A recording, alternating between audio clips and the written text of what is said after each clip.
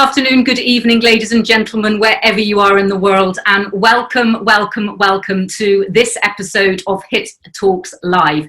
Now, this is our 10th episode, and Hit Talks, what is Hit Talks?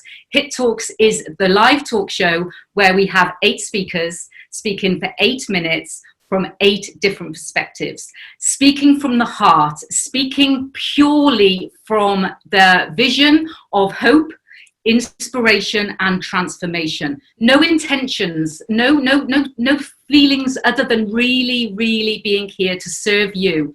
And you know, I absolutely, you know, I'm sure you can feel it, but I absolutely love even just working with Hit Talks, working with the speakers, you know, everyone that comes back every single time to all the episodes. Thank you so much.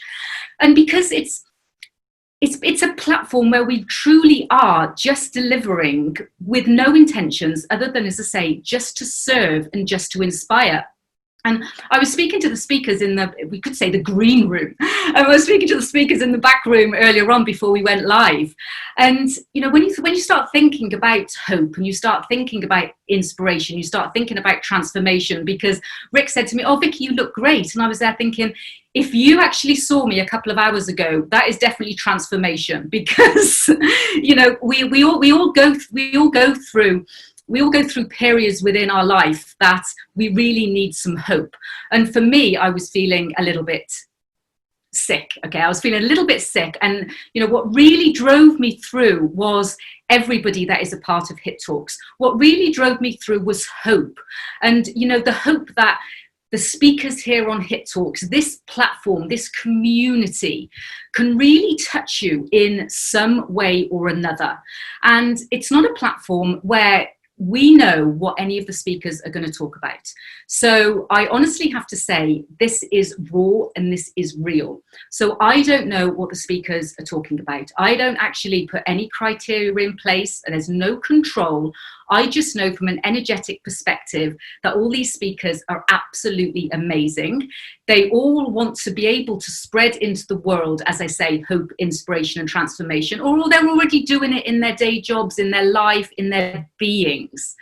And then when you actually start thinking about what am I going to talk about, it really comes naturally from the heart, really comes naturally from the heart. And when you deliver from the heart, just ask yourself, do you feel it?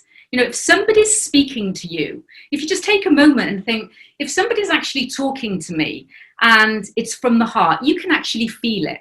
But if they're talking to you and it's, you know, it's organized and you can see that it's, you know, it's all scripted, there isn't this feeling, there isn't this sincerity in some ways. Don't get me wrong, we do need scriptedness and we do need that sort of structure in some ways.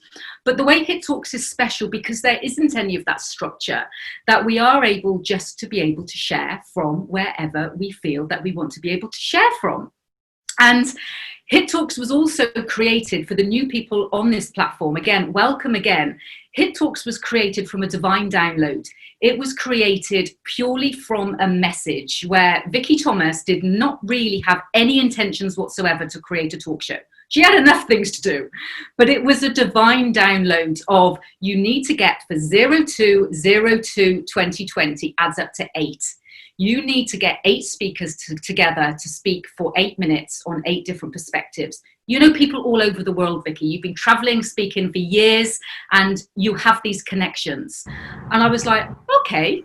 And, you know, if you go to the website, you can actually hear the story. You can see the story a little bit more, and there's lots of videos on it.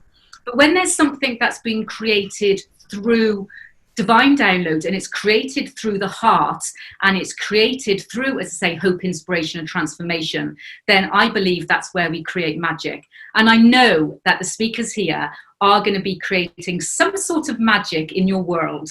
So please share with us throughout the chats, you know, of anything that comes up as the speakers are speaking. Please, you know, please use the chat to share with us anything that comes through. And I'd like to invite our first speaker on. And our first speaker has actually been, is not just a very, very good friend of mine, but he's been a speaker of every single episode of Hit Talks so far. And he understands the passion that I've got about Hit Talks. He's got the passion for Hit Talks. You know, he does many things, you know, in his day job, but sharing stories, sharing inspiration, sharing hope, and transforming people's thoughts and their abilities to be able to transform and grow is something Rick's very good at. So Rick, again, thank you so much for being part of Hit Talks. And I now give you your 8 minutes. Extremely brilliant and beautiful. You missed it all. I'm sorry we've lost that moment. Okay, I'll go back. This is me. This is me raw and am I still muted? No? Am I doing okay? Okay, good. Technology is not my friend normally, but technology did teach me this today. Technology brought us all here from around the world. It's an amazing thing. I'm in America right now, in Los Angeles. I work in Hollywood, which really no one works in Hollywood. It's not in Hollywood. It's actually in the suburbs and other places. It's not really a location. If you go to Hollywood, you'd be terribly disappointed. It looks horrible. But what I do is I write. And when I write, I have to listen. And that's one thing about writing is really listening. You have to listen to a small, still voice in your head. And that voice normally is creativity or God. And you hear that voice and you write it down. So good writers tend not to be we tend to be humble because we don't feel it's us. We feel we heard something, we wrote it down. So we consider ourselves scribes more than writers. Writers to me are someone who plans something and puts it in, and those are writers. The best writers tend to be scribes. They listen for a voice, and that voice leads them to an idea or to a story or something that needs to be told. It's amazing. This morning when I woke up, I said, well, what am I going to talk about? And I said, I've never thought about what I was talking about. So today, I guess what we're talking about with this transformation is that we all can have a divine download, as Vicky calls it. Every day we have a divine download. Every day we're surrounded by messages and people we need to meet or people we can help or lives that we can change. There's not a single moment around us that we are not reminded of that.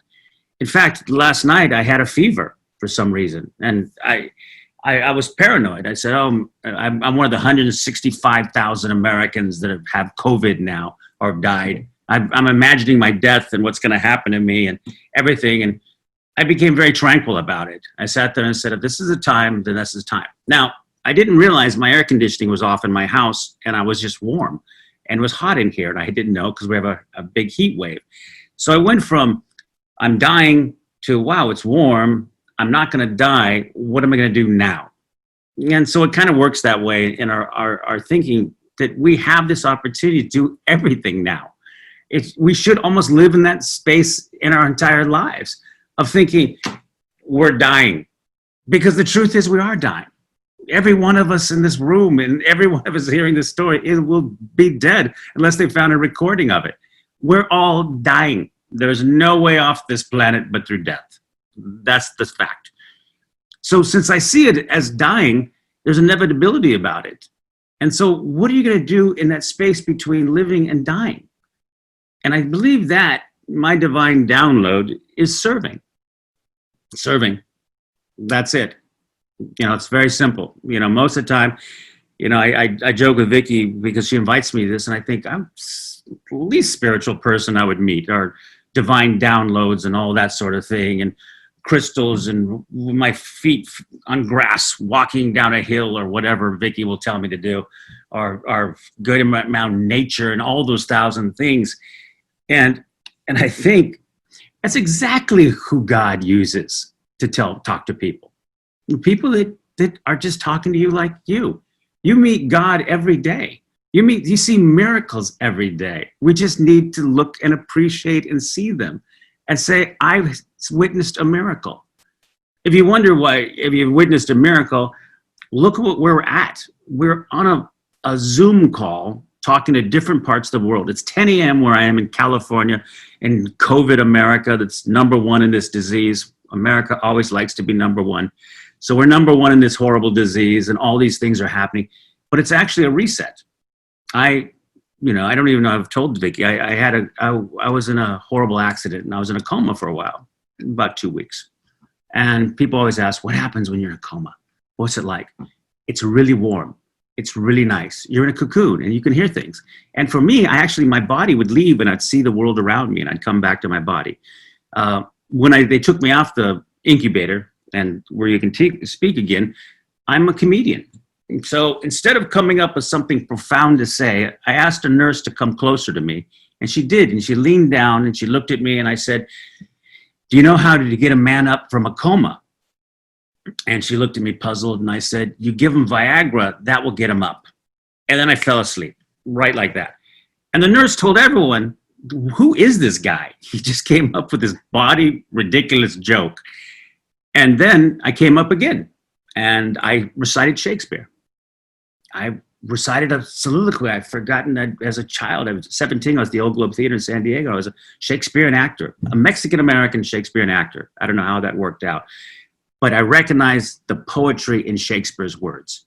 I recognized the humanity in his words, and it spoke to me. So I loved his words. And there I was waking up a second time, speaking Shakespeare and doing soliloquies and all this. And then another time. And people would tell me when they'd walk in the room, I'd come up with something new and whatever. It was almost like my brain was refinding its way to get the neurons and everything put together and the synapses and all that sort of thing. And that I was coming alive. I was rebooting as a human being, like a computer. And so when I came back, I thought, well, what am I going to do with my life? Because you have horrible survivor guilt. You think, why did I survive and no one else?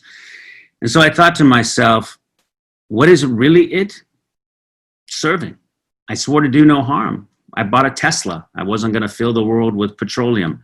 Even now, there's a mouse outside my house and I can't kill it. I won't do it. I put humane traps out there to catch this mouse, and the mouse knows those humane traps don't work and is not going to. And I'm constantly torn between, I'm just going to kill this mouse. But then I thought he's become part of my life, this mouse. So I did reset. I did change. And that's the lesson I would say today. We all can change. We all can reset. And this is the day to do it. This is the day to look at your life and think, what can I do differently? How can I reset? How can I find those divine downloads? And how can I look around and say this? We're here for a reason. And maybe that reason is to serve one another. And when you serve one another, you serve yourself. Because as the Mayans say, in Lakesh, you are my other self. Thank you. Thank you, Rick. Yes, Ilakesh. And I love the way that you've actually brought up the end of your speech about the Mayans, because we talk about this a lot, and people also say they say about the creation of Hit Talks and why it is so powerful, and there's so many things out there. But behind the scenes, everything is created on the sacred Mayan calendar. So the dates, for instance, the date that we're on today, the date is a 2-day, and the day is all about harmony. It's all about duality. It's all about balance, which is very similar to the 8 of the 8 minutes and the 8 people. And it's say the number 2 is all about duality, but it's all about the energies of today is harmony in family.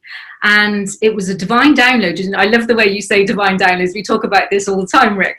But when we talk about divine downloads, and Hit Talks is a community, and then harmony in this community.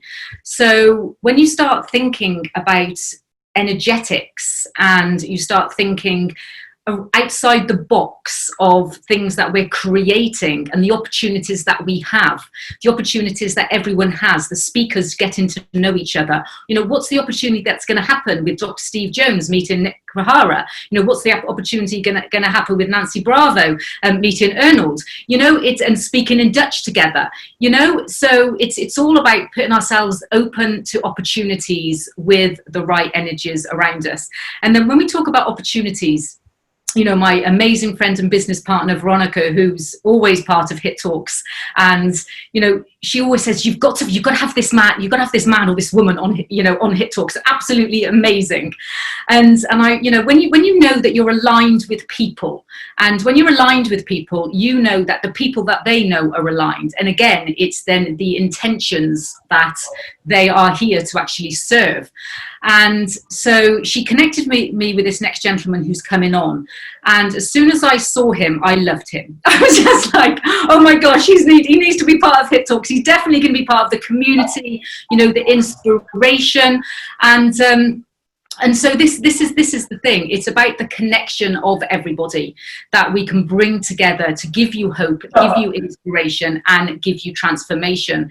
So Javier, I'm so pleased that you're actually here with us in the Hit Talks. And from what you've done as well, we were talking about you coming to England from Cuba and not being able to speak English at all, and your English is better than mine. And then I'm like, I've got to learn Spanish, and I'm just like, I say to you, what does it say? Yo hablo. And I think I speak Spanish, and I can't even get that right. So Javier, with everything that you've done, you're an inspiration, and working with the children that you're looking to work with and that you do already, and the people that you mentor in a field that I think is just so fascinating as well, that I'm so grateful for you to be part of Hit Talks, Javier, and I'd like to give you your 8 minutes, my friends. Thank you very much, Vicky. Thank you very much for having me. My name is Javier Torres, and I'm a premier dancer with Northern Ballet. When first Vicky invited me to talk, I was very excited, actually. I was very happy, but at the same time, I was a little bit nervous because I am not a professional speaker, so I don't have the skills of all these people. So I communicate with my body and my feelings in a way, but in a different way, not with my words. So I started my research about all the speakers and about what all they've done in the past and things. And I was like, oh my God, what the heck I'm going to talk about? Like what I'm doing here. So I thought, well, what I'm doing next to all these people, they're all like professional speakers, doctors, professors with PhDs and many other academic, rankings that I don't have. I'm just a professional ballet dancer. So that imposter syndrome, that's how you call it, kind of feeling started to kind of kick in a little bit. I couldn't feel myself properly within the environment in a way. So I started asking myself, what can you bring to the table? What, with your experience, what can you share that can make an effect on someone, no? So I kept my research, and I actually found Veronica's Sosa talk, one of your latest episodes, and she was talking about it. Really got me because she was talking about her experience when she left Venezuela. She's from Venezuela, and when she moved to Belgium, and she was talking about how lost and how broken she felt with that transition process, and the way she had to go through all the constraints of that change, and how hard it was for her to find herself in a way, in a different environment, in a different culture. So that took me to think of my own changes, experiences. And as Veronica, I am also, I'm from Cuba. So I moved from Cuba to Leeds. You can imagine the change from Havana to Leeds, from Cuba to Yorkshire is quite a lot of change. So I'm a Cuban expat in the UK, basically. And I had to overcome the challenges of that through change. But more importantly, I did overcome the challenges of that through remaining resilient through change. So I thought, well, these talks are all about hope, inspiration, change in a way. So hope, inspiration, transformation equals change for me. And change equals resilience as well. And these are two words that I really like, change and resilience. I think they complement each other in a way, especially in these moments where we all live in. Especially resilience is a very important ability to have on yourself right now. So like Veronica, as I said, I'm an expat, and I wanted to talk about my experience on that. So I wanted to talk about my transition, my transition cycle coming from Cuba as an expat. So I was reading this article that it was talking about 5 different states of what they call the transition cycle. So in my experience, for example, when I moved from Cuba, this transition cycle happened during any time of change. So you don't have to move from country to country. Any change that you go through, you can apply this kind of cycle in a way. The first phase of the cycle is the involvement phase, which is one of the hardest phase for me, because it's when you face the departure, the pre-departure period, in a time where your emotions are completely mixed. You don't really know what to do, what you need. You need the change, but you don't know what's that change, and you don't know when that change is going to come. So you become aware of the need to leave. For me, was becoming aware of the need to leave a country that didn't have any future, didn't have anything that I could feel that I could finish my career there, for example. So it's it came from the need of being settled to the need of feeling settled somewhere that you will feel yourself. So that goes to the living kind of state when you embrace the opportunity for change. I was lucky enough that I found a job here in the UK and I could leave my country, and that gave me a lot of positive things to look to. And regardless of the reason of why you change or why you're leaving, there's a moment you begin to pull away physically and emotionally of everything you left behind. And this is one of the things I connected with Veronica, because she was talking about how hard it was for herself to adapt to that change and to adapt to the new intended home she wanted to have for herself, which is the transition stage. So the transition stage is when you kind of made a step, you made a change, you enter into the new country or into a new region, or whatever change you're going through. So Veronica was talking about culture shock, and that also resonated on me quite a lot, because here's when you start dealing with that strange feeling of having to understand someone else's culture, having to understand someone else's language, someone else's sense of humor, someone else's character, moods, etc. So it was really hard for me to get to the British kind of mood in a way. So all that plus the anxiety that resulted from losing the social aspect that I was used to when I was living in Cuba.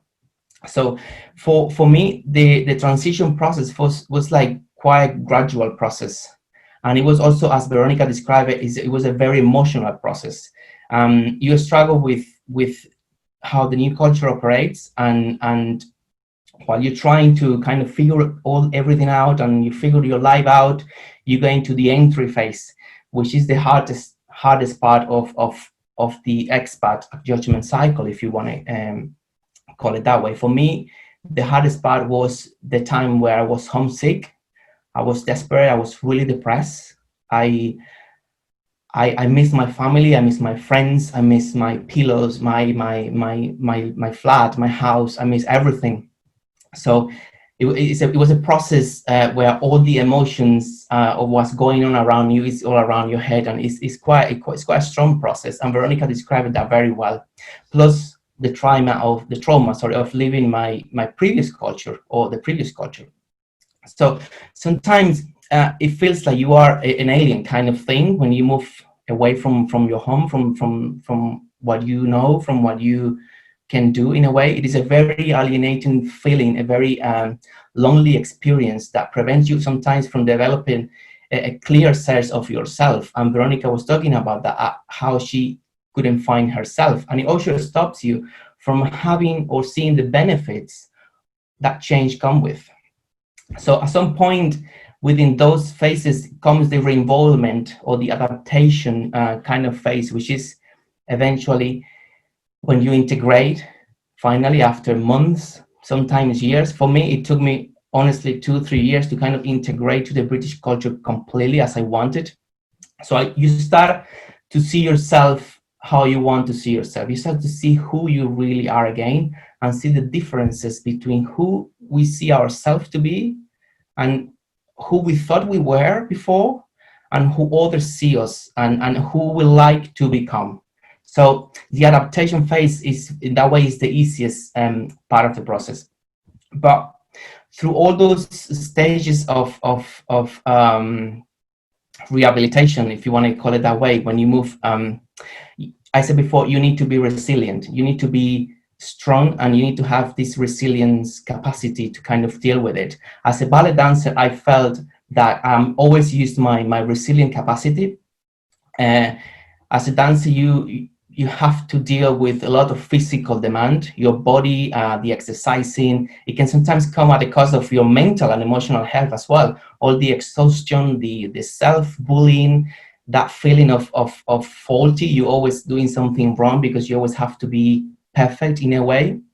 So all that, I was kind of, it was kind of on my mind as well. And I used that resilience that I had in my dancing career, that resilience abilities, to help myself through the changes I faced when I came to this country.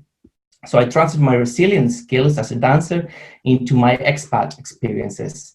And that helped me with this bounce back process, which is what resilience is about. It's the ability of bouncing back. It's the ability of recovering for whatever life throws at you.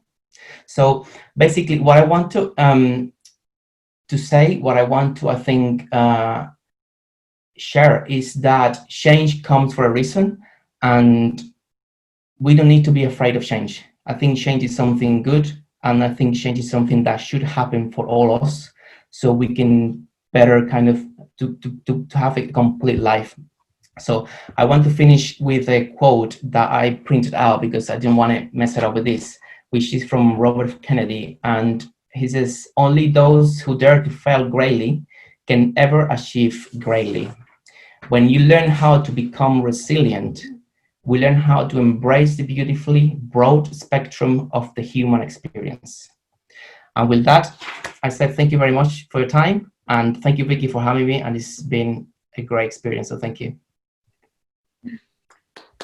You're welcome, Javier. Thank you so much for your heartfelt share. And resilience and change and transformation, you know, it goes so much together, doesn't it? And as they're saying in the group chat, you know, it's the awareness, isn't it? And when you are going into something that is so different, and you can talk that about moving countries, you can perhaps talk that about moving jobs, relationships, and also maybe transition to what you're doing in your life. Because as Rick said, if we're not growing, we're dying, and it's very much that, you know, we're on this journey, and we're continuing on this journey. And Dr. Sanjeev, who's part of Hit Talks as well, he always says that it's not the destination, enjoy the journey. And as you say, it's the change and it's the transformation, and being aware of that. And when you are actually, when you bring that together with an awareness, and you bring it together with an open heart of this change, then perhaps it makes our journey a little bit easier. But as I say, there usually are little bumps in the road. But then when you have a community like Hit Talks around you, then we can give you hope, inspiration, transformation to make those bumps a little bit more calmer. That's the intention anyway. So without further ado, I would like to bring our next speaker on. And it is now, I think it is round about 1:30 in the morning over there in Singapore, which, you know, you've got to say true commitment about being 1:30 in the morning in Singapore. You know, and Tarina as well, when we're talking about, you know, wanting to transform others and really help others use their voices. And, you know, what I also love about everything to do with Hit Talks and the speakers that come on and the guests is that they're together is better. And the way that people are always thinking of ways to work together to be able to, as I say, help people use their voice, help people get showcased on platforms, help people to transform, help people to change, help people to really have some hope and give them a little bit of inspiration on their journey to do that. So I would like to say, Tarina, thank you so much for being with us and staying up so late, darling. And I now give you your 8 minutes. Hi, everyone. So I'm Tahira. Sorry, it's okay. So Tahira from Singapore. So thank you, Vicky, for inviting me for this. I'm very happy to stay up late. It's okay. You know, it's once in a while. But I will want to share this one thing that has been a great lesson for me. And I feel that it is something which which everyone should discover. What I found that is that the one thing that is taken away from us or deprived from us can sometimes become our greatest gift, our greatest talent. And it is God's way of showing to us that there is no limit within us, that there is nothing that, like I said, can be taken away from us. It's always there. And the one thing that was taken away from me was actually my voice. Even though I spent 20, 30 over years, technologist, running business, and I was even heading a mobile society for innovation. And I was the president, but I would never speak. All started when I was 13 years old, almost kidnapped. I was kidnapped and, molested, and I lost my voice. I lost my voice for an entire year. I couldn't speak at all. But it wasn't just that. That loss in confidence of myself and not, having faith in others, disappointed. That after that, even when I regained my voice, I didn't really speak much. So then I discovered later on that that was actually going to be my gift. So I went through this spiritual journey. You could say going to the 0 point. I was managing government contracts. I was traveling with the ministers. And then I decided to simply go to my 0 point and to start cutting off, letting go of what I thought was myself, and actually discovering who I really was. I remember the message I received while I was meditating once was the statement, God is sending many messengers right now, and many messengers. I came from this background that we don't believe that. So then I began to understand that in a way I was a messenger. But then I went through this journey, I stopped everything. So I sort of deprived myself, allowed myself to go to 0 point.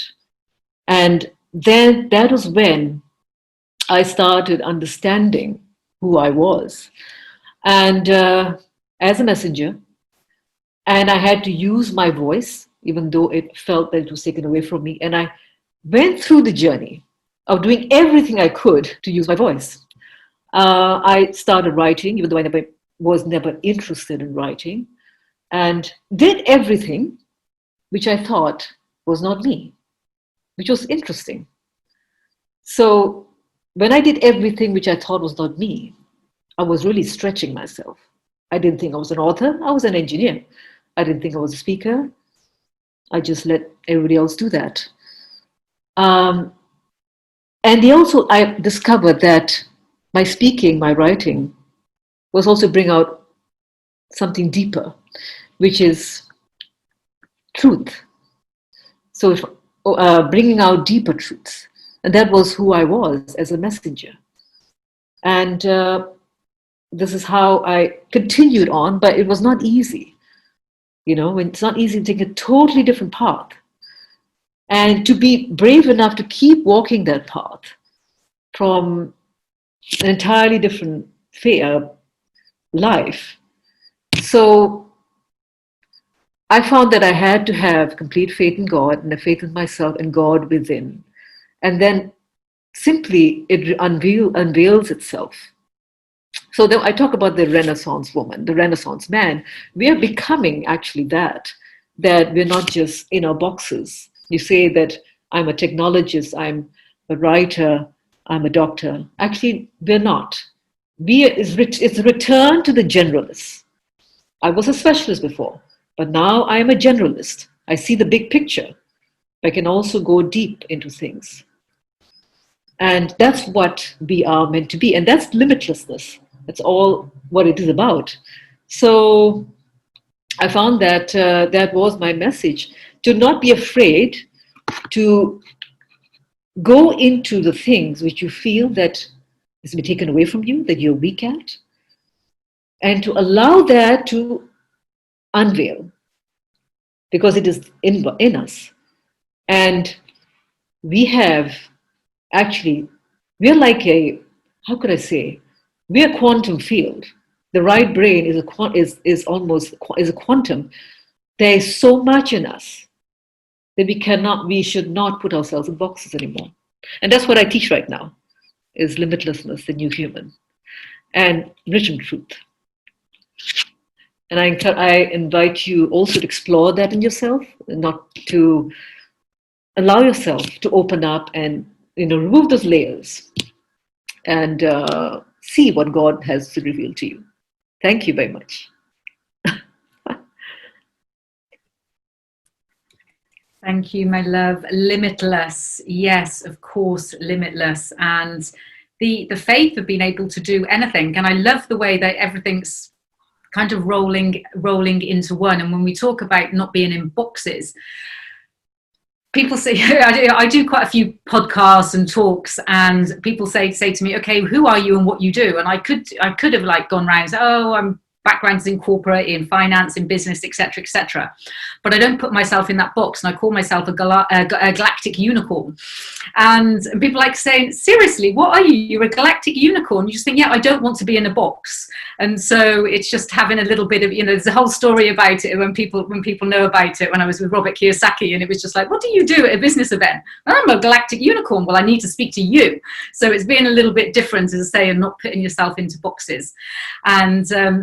And then when you don't put yourself into boxes, you're not just, as I say, you're not restricting your growth. You're not restricting your transformation, and we're not restricting our change, because we're growing, we're not dying. And when we're changing, then we're able to transform, and we do it with the journey of togetherness. So when we talk about togetherness, our next speaker I'd like to invite on as well is somebody who is making a big mission of togetherness, of bringing people together, and using his platform, but also using his media specialist and his branding. And he's new to Hit Talks, but I know that from speaking to him that he has the hope, he has the inspiration, and he has the heart to actually really be part of people's transformational journey and getting their message out there. So Arnold, I know we have Manchester there, and I know that you speak 5 languages. So of all your 5 languages, please, just for my sake, speak English in this talk. And thank you for being part of Hit Talks, Arnold, and I'd like to give you your 8 minutes, my friends. Thank you, Vicky. This changed my life. Yes, this smartphone changed my life. Let's go back in a time machine to my past. What I did never before. So I was a software developer, and I lost my job. Couldn't find another job in IT. So I thought, you know what? Let's explore. In 2009, I decided to invest in myself.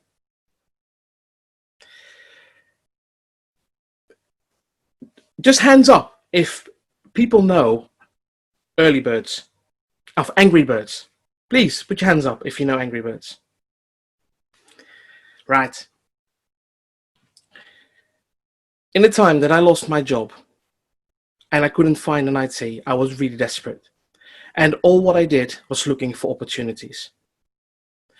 However, there was one day that I was thinking about myself and thought, Arnold, you need to find a solution. And I did. I decided to do, because I wasn't a software developer, to think about something that's unique. So what I did, I decided to go to San Francisco, WWDC, or in really simple words, Apple headquarters. WWDC was a place where a lot of developers came together and were brainstorming together. And I have to say, with my last resources, I had literally banked my whole credit card to get to the United States, to California, to see and to get inspiration. When the first iPhone came out, I was struggling to buy that new iPhone. It was $500 and only locked for AT&T. But when I went to the United States for the first time to the WWDC, people showed me what kind of capability that machine or that phone could do. It was in 2009, and I saw for the first time and the last time, Steve Jobs on stage. He was amazing. He literally changed the world, but also he changed my life. And let me go a little bit forward. When I ask you if you know Angry Birds, you know that Angry Birds was a really successful game. I decided to be in a game development. And of course, you want to copy a successful game because you think, oh, that's going to be also your successful game. Believe me, I created something that was more than rubbish. Nobody was even able to download, and Apple decided to decline the app. So I was thinking about my investment I would put in. I almost ran out of money, but 2 years later, with never giving up, I decided to do another game. I set up a team, created a new game, put it on the App Store, failed again, failed again. I was angry because that was all my investment, that was all my money. What shall I do? Oh, by the way, I got married and children in the meantime as well, so more excitement. Yes, alongside I'm married and I got children, but yeah, cash flow was an issue. After hard work, again, 24 hours, 7 days a week. 3 months later, we launched another game again. I also launched the company that time, OD Games. If you can see, I wear my polo shirt, but I will tell you a little bit later on why I'm so proud of this. When that game came on the App Store, I went to bed and I said to my wife, you know what, forget it. It's not going to happen. Woke up the next day, 1.5 million downloads. You know what is even worse? It was free. Oh, God, what shall I do now? A friend of mine said, what you need to do is to start in-app purchases. Put an update through. And I did. I put an update through. And I can tell you, the app was generating money. I was so happy that everything was running in place. But in 2018, the doctor told me that I have to slow down. And I said, why? Arnold, you got high blood pressure and you're almost going to get a stroke if you're not careful. That changed my life straight away. 2018, from 2010 to 2018, I was working my bum off. And my health became worse. I needed to make a decision. Life or company? Career or no career? I was young at that time, so I was able to do it. I'm still young now, but I have to think about priority. I sold my company in 2018. And I thought, you know what? Forget it. I'm not going to do anything at all. I was sad. I literally put a lot of work, a lot of hours, a lot of history. And that's the reason why I'm still proud of this logo. This shirt is my life, was my life. I traveled around the world. I've met a lot of people. But I sold it just to another big company. Just poof, gone. In 2019, I decided to set up a company called Learn Global. Instead of moaning at home, I decided to help others, to learn their journey, to teach their journey, and to tell others how to do it.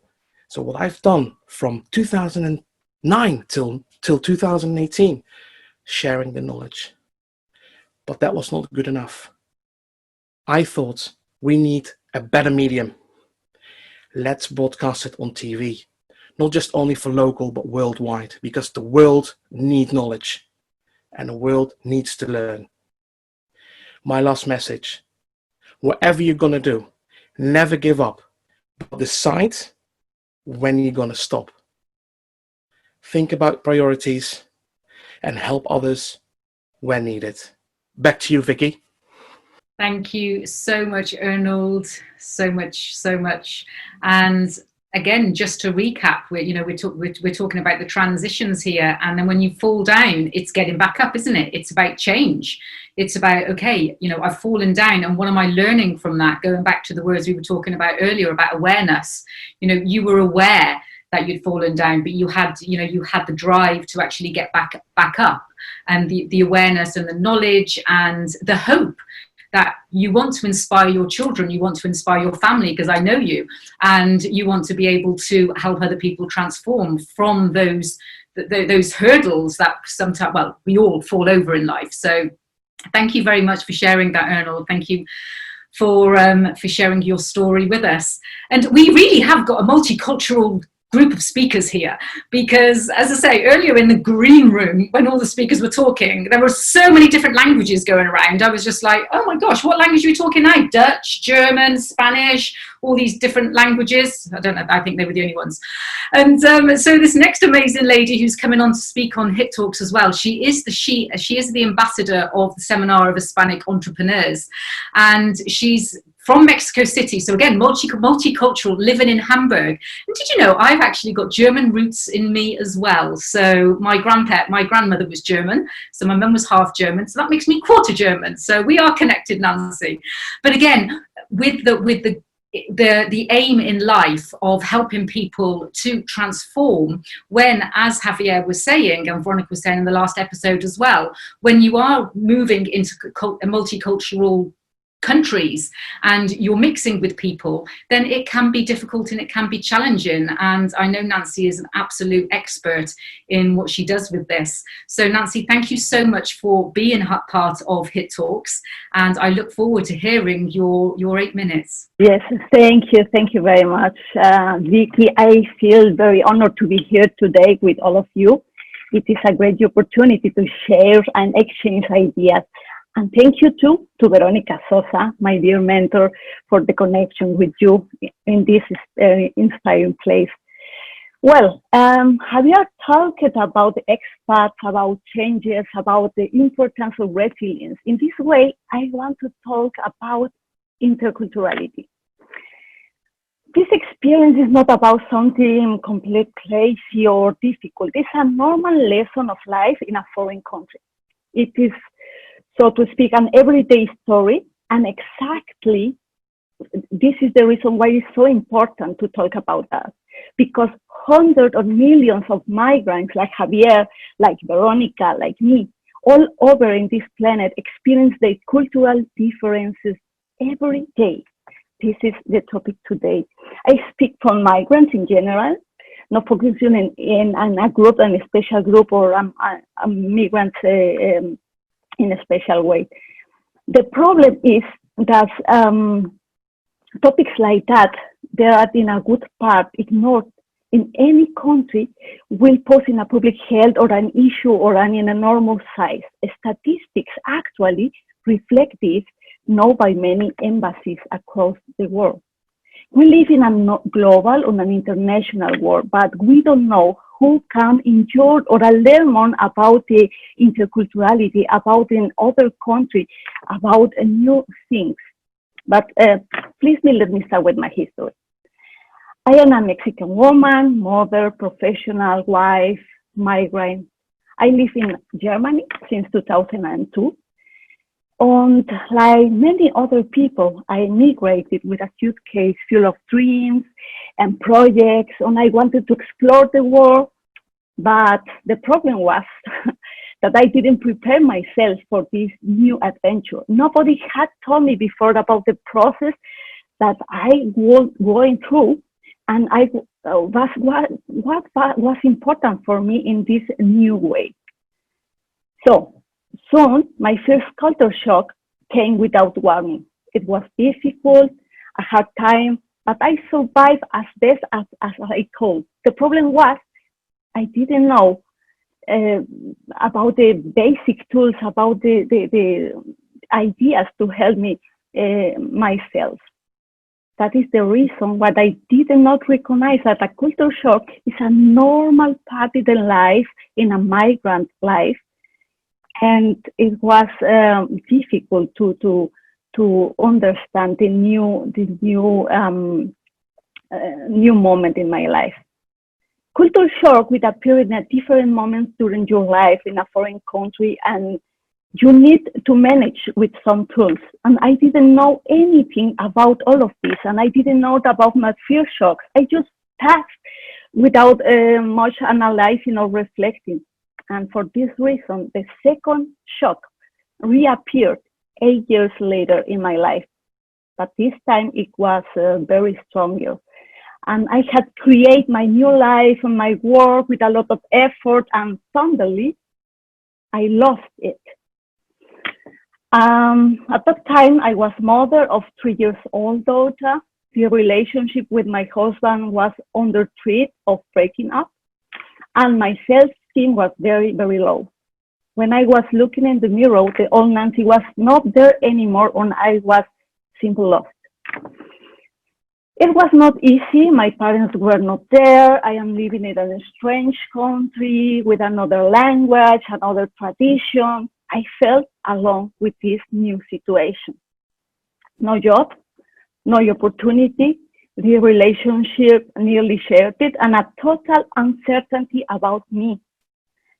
I had fallen in a big black hole. I then went to a partner coaching for reconstructing my relationship and my life in general. But one day, I told my coach that I was not able to handle to this situation on my own.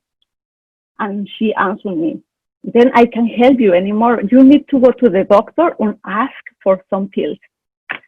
But I didn't want to take pills. That was something that I absolutely refused. In this moment, I realized that the solution, it was not from chemicals. The solution was a new focus, or me and my interior.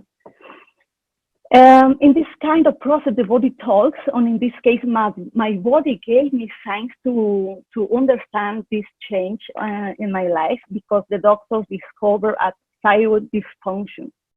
So I tried to reinvent myself again. I started with some sports. I tried as well with yoga, with meditation, step by step. I was rebuilding me, and it felt good, but there was still something else missing. And that's something I discovered in interculturality, because interculturality gave me the final push in my life to experience a self-encounter with me again, and to understand who I am in a foreign country, in a bicultural family, what I can contribute in this new culture, and what can I receive and accept from it. I slowly understand that being different is great. Well, I had always looking for somebody who could explain all these small or these big aspects of my cultural identity, somebody like a guardian angel, because we don't learn these things at school or in a college or anywhere. Many things were normal for the others, for my German friends, for my family, but certainly not for me. Sava Thought wrote in his book, uncommon sense in your unusual times. Certainty is the first human need, and you need to be in control. You need to know what's coming next, what happened. You need to feel secure, and this is a need for basic, for comfort, for avoiding stress or pain, and to create pleasure. And in this moment, I understood that I had never worked on my migration process before. I just had life so normal, and this was a problem.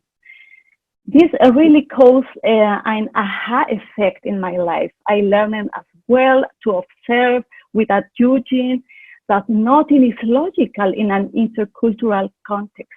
My common sense is not the common sense of the others in a new culture. For that, I need to get closer to people from different countries to exchange ideas, to exchange traditions, because in this way, we can grow up together.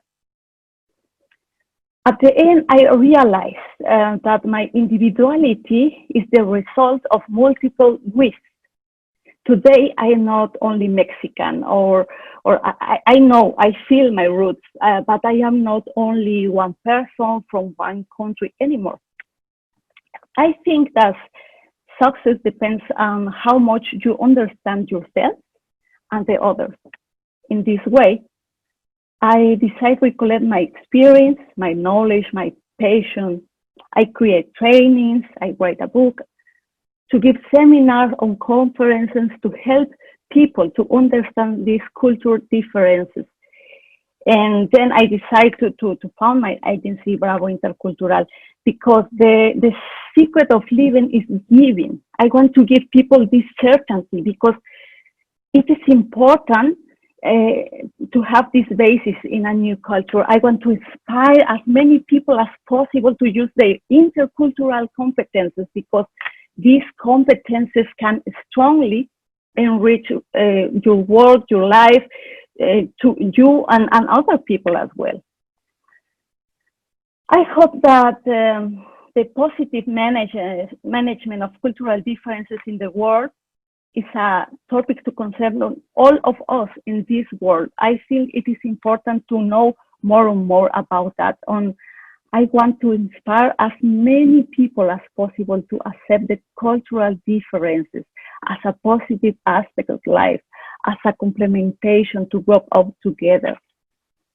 And finally, I wish a transformation in every person to accept that being different is great.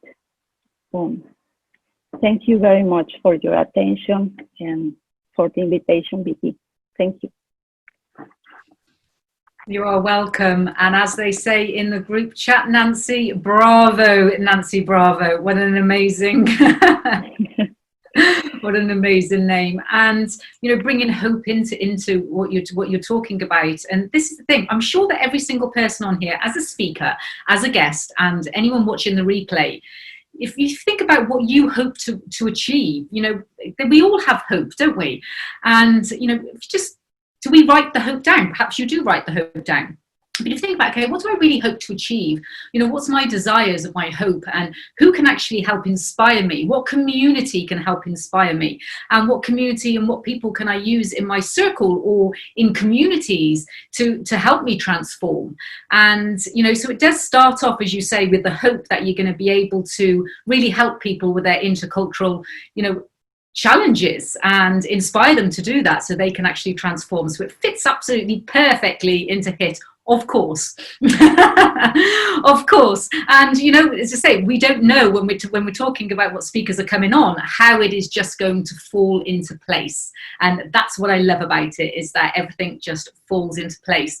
And, you know, everything's falling into place, like our next speaker coming on. You know, she's all the way from Canada, but she wasn't able to get on to Zoom. So half an hour before there was Zoom problems, and then during it was Zoom problems, but she is actually now here in visual, which she wasn't for a while. And Lydia is a wellness warrior and 2 times cancer survivor. And I don't really want to go too much into her story because I want her to be able to do that. But when we actually speak about inspiration. And when we speak about having some hope, so you're able to inspire others to be able to transform your life, then Lydia is actually here as living proof, and actually now live on the call to be able to share that with us. So all the way from Canada, I would like to give you your 8 minutes, Lydia, and thank you so much, my lovely, for actually being with us here at Hit Talks. Hi, thank you so much. I want to first of all say thank you to Vicki Thomas for this beautiful opportunity. It's been a pleasure to sit back and listen to the previous speakers. As Vicki mentioned, I am a wellness warrior, as I like to refer to myself.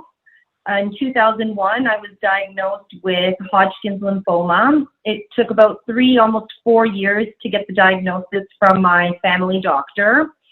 And I just want to piggyback onto some of the previous speakers, that intuition and self-love are things that we need to incorporate more, and recognizing our similarities as humans and as souls is more important than viewing our differences. And I want to start with that because I will tie it in at the end. So I did take about 4 years to get this diagnosis. It came about 4 years after my dad passed away, which was a shock. It was at a Valentine's Day dance with my mom, and he basically collapsed on the dance floor. This absolutely took the world from beneath my feet and rearranged and reprioritized my entire life. I felt like I didn't belong. I felt like my world was taken from me, and so was my security and safety. That was really what catapulted me into this self-healing and self-love journey. So when the diagnosis of cancer came, for me it was a relief.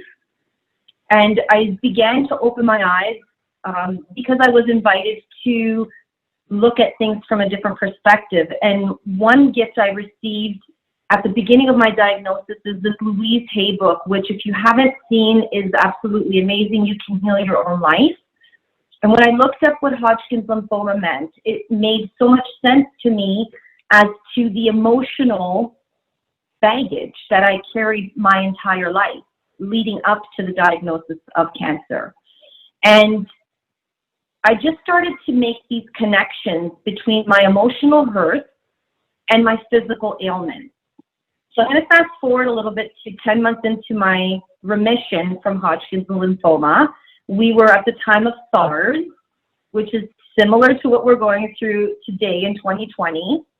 And as a result of the treatments that I received for Hodgkin's lymphoma, which was, my cocktail was chemotherapy for 6 months and radiation for a month. Well, 1 in every 10,000 patients gets a secondary diagnosis of cancer. Mine happened to be leukemia, AML. I was the golden child that was diagnosed with a secondary cancer that was actually, in fact, way more dangerous and scary than Hodgkin's lymphoma. I persevered through that because truly, I believe cancer happened for me. It was a blessing that opened up this gateway of looking at life from the lenses of how I viewed myself and not through the lenses of other people's opinions. You know, I spoke earlier about self-love, and I didn't realize as a young adult that I had issues with self-esteem and self-love. I became pregnant, or rather I got pregnant after getting married with my husband, gave birth to my daughter, who was a miracle baby. In fact, my oncologist didn't even want me trying to get pregnant because he felt like I wouldn't be able to. So in 2006, when I gave birth to my daughter, that was another major transformation in my life. And it just made me realize, and it actually made me look inward to a lot of things that I had done as a young adult. And it made me feel ashamed. It made me feel like I had made poor choices. Later, when my daughter and my son was born in 2008, a memory came to me of sexual abuse in 2012. It was an isolated incident, and what I learned was compassion. I learned to be compassionate toward myself rather than judging what I was perceiving as a behavior or a way in that I carried myself. And that journey has been really difficult for me, actually, from 2012 till now. That's actually where all the work started, in becoming certified as a yoga instructor and a Reiki practitioner and a foot reflexologist and a life coach, and using all of these modalities and therapies as ways for me to heal my inner self. And I kind of love how today is a day of family and harmony, because as I mentioned at the beginning, you know, my dad passed away and there was a separation with my immediate family. And with the diagnosis of my first cancer, there was a rebirth. There was a reconnection in having my siblings and my mom and I back together in a healthy family dynamic. And just yesterday, actually, I got news that a cousin passed away, which, to tie it into family and harmony, hope, inspiration, and transformation, is that there's been a disconnect with even my family, my extended family. And as the result of this death, there's again going to be this reconnect. And so, you know, I've briefly touched upon some of the perceived negative experiences that have happened in my life, but truly each and every one of those experiences had blessings in it. And, you know, the blessings was the hope that things got better, the inspiration in a fire being lit within me to do something different that I had never seen done before me in my family, and breaking patterns and breaking generational behaviors, in doing that inner work, and even recognizing the value and the connection between our emotional hurts and how they affect our physical health, and then bringing in the whole transformation of like all these different stages, and how there was disconnects, but then there was reconnections and new beginnings. So really, I guess, a quote that I love, and it's no Shakespeare by any means, but it is by the great Ms. Lauryn Hill, who says, "How you gonna win if you ain't right within?" And that's something that I say to myself daily, because whenever there is a perceived obstacle, I like to bring it back in. Instead of looking outside of us, I bring it into what are the things that I have to learn when I'm pointing outwards. So I hope that that offers you all something that you can take into your life, and that you were able to see some of your story in all of us as speakers. I want to thank you and send you all so many blessings of good health, self-love, abundance, and happiness for today and all your tomorrows. Thank you. Greetings from Canada. Thank you. And we overcame the technology. So absolutely perfect. And self-love. So let's take a little bit of time and start thinking about self-love, and how often do we step back and give ourselves the permission to love ourselves? Because I don't know if you're all like me, but I remember many times as a young little girl, if you were confident, or, you know, you'd like love yourself a little bit, people would say, "Who do you think that you are?" And, you know, there's so many people out there that if you were actually stepped out of your box, as we were talking about earlier, there's many people that would try and put you in your box or put you down, so then you didn't have the self-love. And it's a journey, isn't it? It's a journey of transformation, and it's going back, and it's tying up perfectly again with what Rick said and what we've all said really about the growing. If you're not growing, you're dying. And then, you know, before this transformation, there's death. And for the people that have jumped onto the call, when I opened Hit Talks and I explained about how I was in a pretty bad way before Hit Talks, and I had to bring in my energy guides and my coaches, and it was just like, you know, Vicky, you know, all the work that you're doing, you know, you're dying. And I was like, well, I don't want to die. I haven't completed what I need to do. And he was saying, before any transformation, there needs to be a death. So what you're going through at the moment is a death of some part of you. It's a death of limited beliefs, or it's a death of your inner child. And this is the thing about, you know, we have to let something go to have change, and for us to have transformation, which brings us on to our next speaker absolutely perfectly, which wasn't planned. But our next speaker, Steve Jones, and he works in this context, but as a hypnotherapist as well, and working with the law of attraction and helping people all over the world with his hypnosis. And I'm really excited to have Steve to share with us what he's going to share about his hope, his inspiration, and his transformation, because I know it's going to be linked with everything else that we've been talking about, because that's just how the universe works. So all the way from Las Vegas, Dr. Steve, thank you so much for being here, and I now give you your 8 minutes. Well, Vicky, thank you, and I'm just honored to be among so many people who have overcome so much. I mean, what I'm hearing is very similar to my story, which is I just had a lot to overcome. And I'm reminded of the book David and Goliath by Malcolm Gladwell, who's an author who I respect quite a bit. He says that people who are highly successful many times, they don't succeed in spite of having something that's holding them back. They succeed because of that. It works as a catalyst to push them forward, to make them actually strive more than someone whose life was just okay and everything was good when they were coming up. So I think a lot of us have benefited from that effect, and I count myself among them. My history is a lot like the rest of the histories that I've been hearing. I had some things that weren't quite going my way. I was a shy kid to begin with, and a lot of this stemmed from the fact that my mom died. Like Lydia, my mom had leukemia, but unfortunately she wasn't as successful at it back then in the early 70s. Medical technology wasn't quite what it is these days. And so my mom passed away when I was 6. She wanted to see my 6th birthday, and 2 days after that, she passed away. My dad became an alcoholic after that, understandably so. He had that big gap in his life. The woman he loved more than anything had left him and had left us. And then my dad remarried my stepmom, who is a wonderful lady, but we didn't get along at that time when I was a teenager, and I was sent to military school.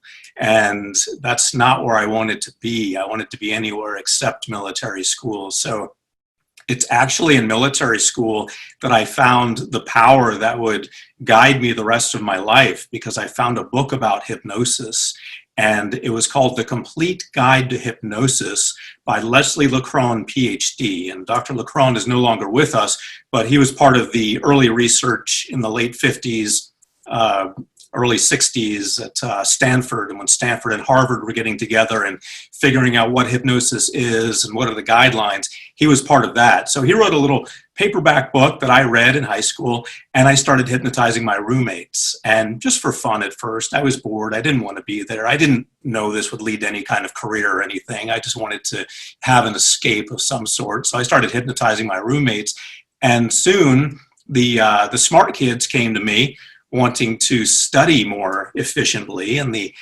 athletes came to me and they wanted to exercise more efficiently, because they knew that I was hypnotizing people on my bunk bed there in Riverside Military Academy, Mooney Barracks, 3rd floor, front side. Got a reputation of, strange things going on, because I had people lined up. These were fellow students lined up to be hypnotized. I then realized that I was really onto something, that this was actually helping people. I was actually empowering people. So I started using it on myself. I started hypnotizing myself. I started making recordings for myself and hypnotizing myself, cassette tapes. And what I found was that anything that I wanted to work on that I was having difficulty with, I could just do a hypnosis session on myself, and I could tap into my inner power, my inner strength, and I could unleash that, just like I had been doing for my students, my fellow students in military school. We were all sent there by our parents for various reasons, most of them behavioral, and I was helping myself and others, and I was so fortunate to have found that, because here's something that set me free. It opened me up. I was able to express myself. I was able to be comfortable with myself. I was able to help others.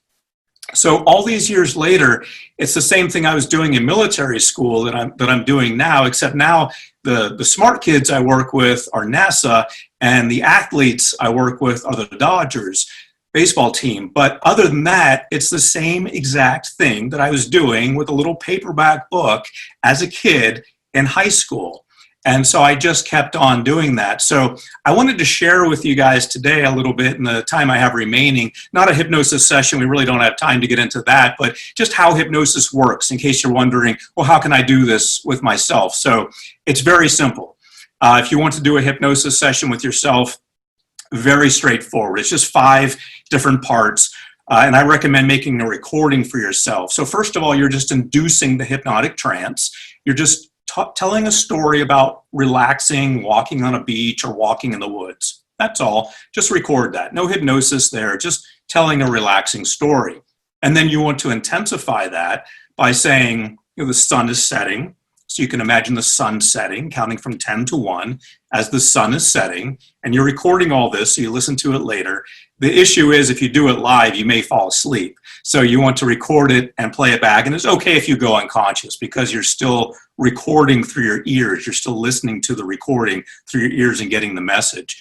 So the inductions first, just a relaxing walk somewhere. The deepening, sunset, counting from 10 to 1.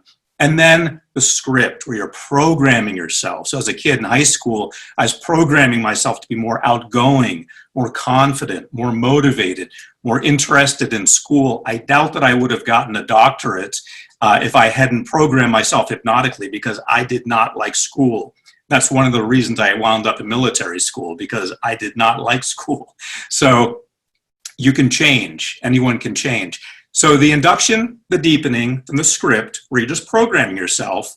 Then amnesia, which is where you cause yourself to forget the programming. You can skip that part if you want, because if you're making it yourself, you'll probably remember it anyway. That's just something we do so people don't analyze it afterwards. And then trans-termination, where you bring yourself back up, or you can tell yourself to go to sleep if you want to listen to it at night. So that's the hypnosis session. That's how it works. But I wanted to leave you all with a quote that's been very powerful for me because I've noticed that some people are sharing quotes. And one that's made a big difference for me is a quote by the musical group America. And they were talking about the Wizard of Oz.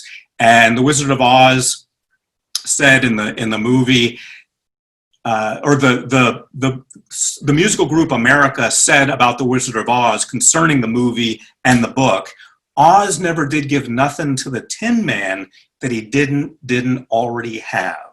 And I take that to mean that, in my case, hypnosis won't give you anything you don't already have right now. What it does is it unlocks it, that power, that beauty, that amazement, that motivation, that confidence that you already have. That's what hypnosis gives to you. That's what it gave to me. Thank you so much. Thank you for sharing your story. And hasn't that actually, it's just completed everything that we're talking about, and say just the alignment. And I've got to say, you know, I don't want to use the words that it's strange, because I use that word all the time. But sometimes I use the word, oh God, it's so strange. But what I mean is synchronicity, about everything falls into place. Because, you know, you're talking about hypnosis here. And Louise George, who is one of our other speakers, as I said earlier on in the show, that she was unable to make it. So I said, okay, that's fine. You know, we'll just carry on through the show as normal. And then I just messaged the team after, and before we started, and I said, at the end, what we will do is I will actually do a quantum balance session with everybody for the 8 minutes. So I will actually just do a little bit of quantum healing with people and just put them into a little bit of a meditation, and let's just bring in some of the, you know, and let's kind of put in all of the hope and the inspiration that we've spoken about today. So yeah, we're going to do a little bit of quantum balance. So I invite everybody to, you know, just feel comfortable. Because when we're talking about quantum balance, and we're talking about actually working within the quantum field, that we are working with different layers. And as Steve said, there's only a certain amount that we can do in 8 minutes. But we are, you know, we can do some sort of transformation in a short period of time. Excuse excuse me. So I'm going to ask the team to give me a message just before my 8 minutes is up as well. So I just invite you, please, you can turn your cameras off if you like, because I know that many people, when they do this, they perhaps like to have their cameras off. So you're more than welcome to turn your cameras off if you so wish. And I just invite you just to really close your eyes and take yourself into a safe space.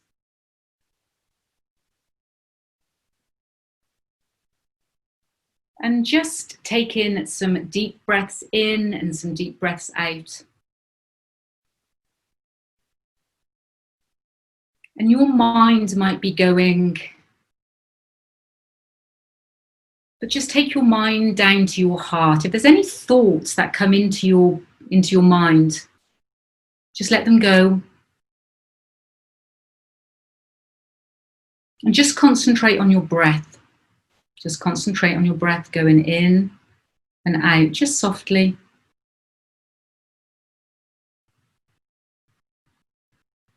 And as you're breathing out and you're actually putting the foundations of all this hope and this inspiration into your field, with the intentions of transforming your life in whatever way it is for you. And I just invite you to imagine a laser beam of golden light that is shooting from the center of your pelvic floor.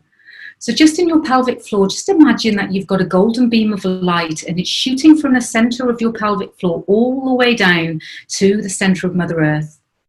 And this golden beam of light is attaching to the core of Mother Earth, all the energy of Mother Earth. Just feel this beam of light attaching. And you may be able to see it, you may be able to feel it, but even if you don't, just know that it's attached and everything is just perfect. And as you feel this golden beam of light pulling up all the energies from the core of Mother Earth, and as it's coming up from Mother Earth, I invite you now to squeeze your pelvic floor. I invite you to squeeze your pelvic floor, and I invite you to squeeze all your tummy muscles, your sacral chakra, your solar plexus. And just feel the energy coming all the way through your heart, coming through your body, coming through your heart, coming through your throat chakra. And it's coming through your face and it's coming through to your third eye, the top of your head and your crown. And just feel the power and the energy of Mother Earth, of all the magnetic intentions, your wishes, your desires, your dreams, your hopes, your inspirations. Just feel that connection. And then I invite you to imagine another laser beam of golden light that's shooting from your head, and it's shooting up to the cosmos, to your soul star. And it's connecting round your soul star. It's connecting to the cosmos. It's connecting to all the masculine energies out there in the sky. And just feel this connection of these energies coming up and down. Still as you're breathing softly.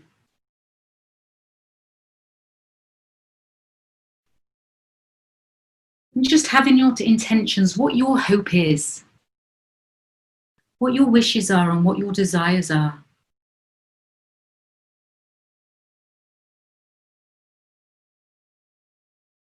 And as you feel this connection from Father Sky and Mother Earth, I invite you now to put your intention just right around your belly button, which is round about your solar plexus. And just around your solar plexus, this is where we actually hold a lot of our fear, a lot of our self-doubt, a lot of our limited beliefs, a lot about not feeling good enough. We all have it. And I just invite you to imagine a ball just outside your body, this golden ball. And this golden ball is starting to spin, this golden ball of light. And it's starting to spin just outside your solar plexus. And just be aware of whether or not it's spinning clockwise or anti-clockwise. It's spinning, it's spinning, it's spinning, it's spinning, it's spinning. It's going round and round and round and round. And it's going so fast that the golden beams of light and the colour of the gold is actually just magnetising. And it's going round and round and round and round and round and round and round. And you can just feel all of your hope and all of your inspiration in this ball. And all of a sudden it stops. And as it stops, I invite you now to imagine this golden ball of light spinning the other way, in the different direction, and it's going round and it's spinning and it's spinning and it's spinning and it's spinning and it's spinning and it's spinning and it's going round and round and round, and all of your hope is in there, and it's actually there dissolving and transmuting all of these limited beliefs and these self-doubts that you've actually got in your field at this present time, and it's spinning round and round and round, and all of the hope and all of the inspiration that you're filling this ball with, and just feel it spinning round and round. And I invite you to put your hands around this ball, and you can do it by moving your hands, you can do it just with the intention, and I invite you to pull that ball into your solar plexus now. And as this ball actually penetrates into every single cell of your body, it implodes. And just feel all of the energies. You can relax your solar plexus if you've still, your muscles, if you've still got them tight, and just feel the energy. Just breathing softly.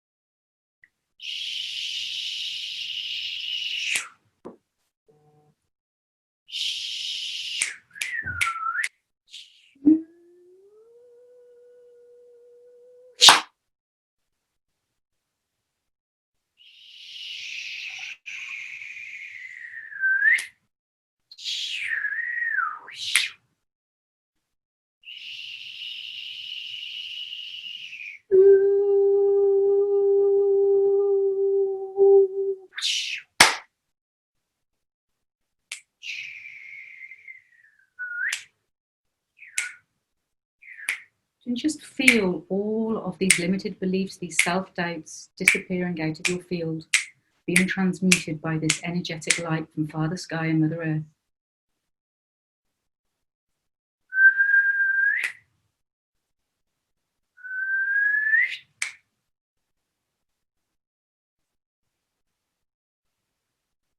Just as you're breathing softly, you can place your hands on your heart with a sense of gratitude. Just maybe shifting one limited belief, knowing that with your intention,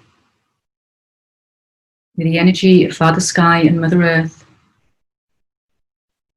that we can shift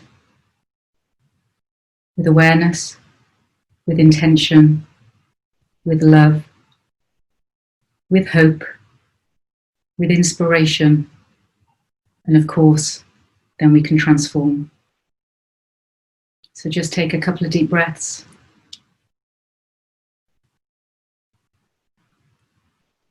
And whenever you're ready, I can invite you back into the room because my time is up.